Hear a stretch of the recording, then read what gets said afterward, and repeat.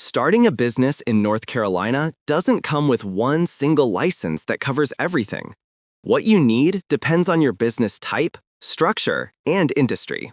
The first step is to register your business.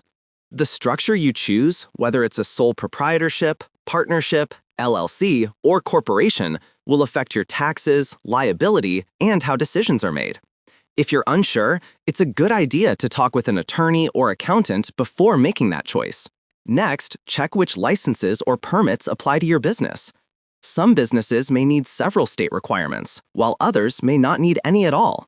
If you're unsure, the EDPNC Small Business Advisors can help you figure out what applies to your situation.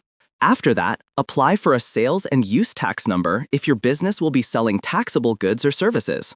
You may also need an Employer Identification Number, or EIN, from the IRS.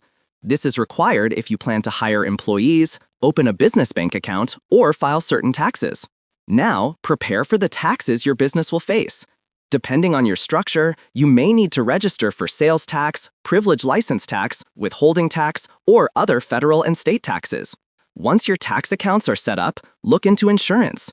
Many employers are required to carry workers' compensation insurance, and you may also want general liability or property insurance to protect your business.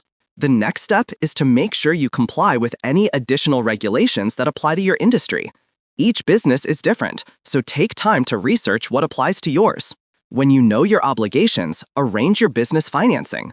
Calculate how much money you'll need to get started so you can plan for loans, investors, or other funding options.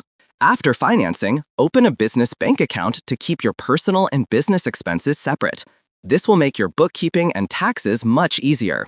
And that is it. Thanks for watching.